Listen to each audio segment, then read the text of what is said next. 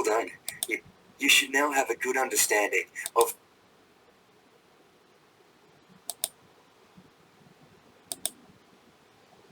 a structure.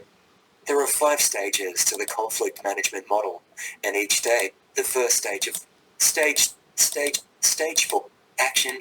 Let's take a closer look at each stage. At the information stage, you need to focus on what is known about the location. It is possible that the threat and risk assessment is impact factors. Now, let's take a look at a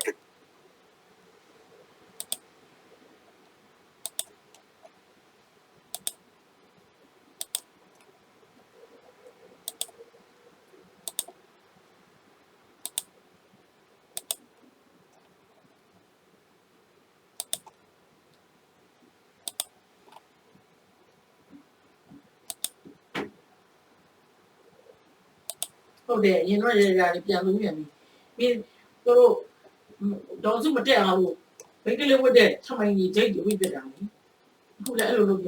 That's right.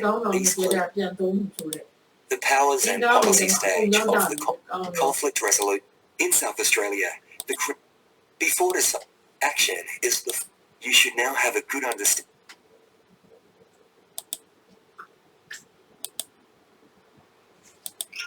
Presenting a calm, non-threatening and understanding appearance.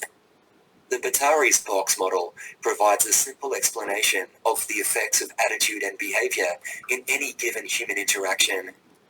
The foundation of the model is that the attitude of person A affects their behavior, which in turn affects the attitude of person B, which affects their behavior. The cycle continues in a positive or negative manner. Presenting a calm, non-threatening and understanding appearance and demeanor is essential to conflict management. The Batari's box model monitor your reaction to conflict situations by being aware of any physiological changes happening to you. The signs of fight, flight or freeze response can be seen by others as a source of anger or threat of conflict. Remember, the other person might be just as frightened as you are, and negative thoughts can contribute to negative stress. If a situation is causing you to think negatively, this can lead to stress and even aggression. Using self-talk can be helpful in responding to someone showing the signs of fight, flight or freeze response. By suggesting a positive approach to yourself, you may make better decisions. You should always keep a safe distance in a conflict or potential conflict situation. Less than 45 centimeters apart is within a range commonly referred to as the intimate zone and is not safe at times of conflict. 45 centimeters to 120 centimeters is within a personal zone and is still too close to ensure a safe response to a sudden move forward or grab. It is recommended that a minimum distance of over 120 centimeters from the person involved is maintained. This will allow more time and space to react if necessary.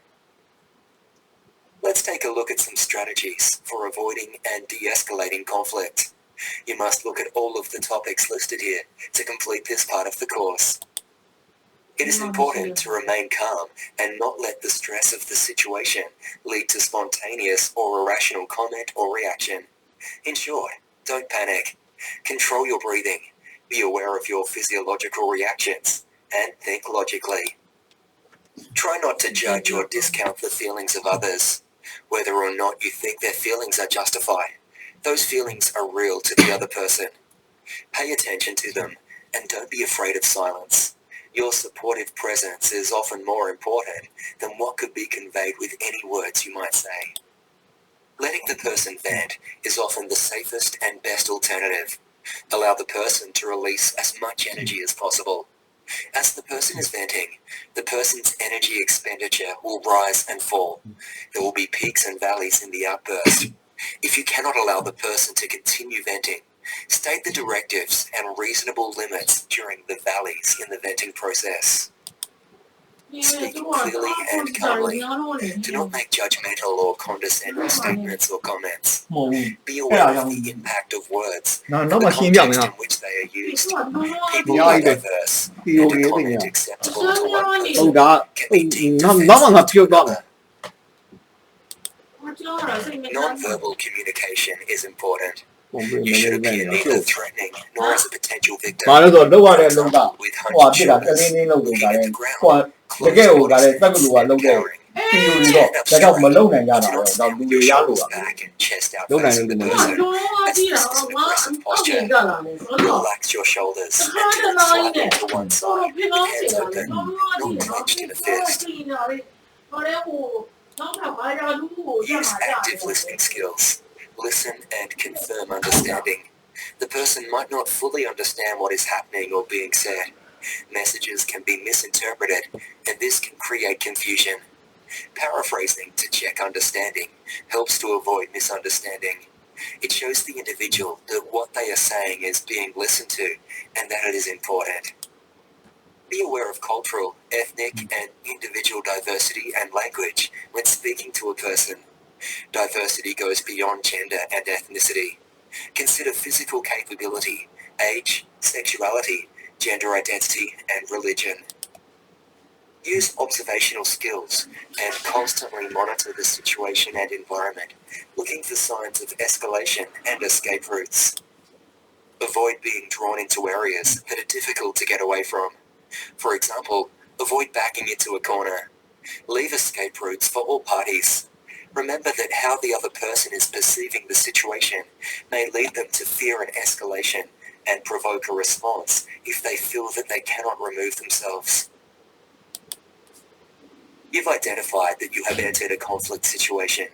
Your colleague is agitated and visibly upset.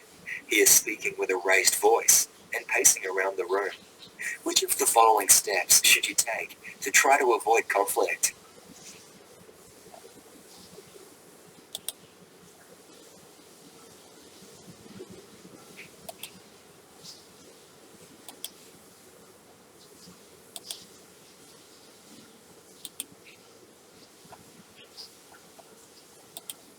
That's right. This is a good way to minimize the risk of conflict.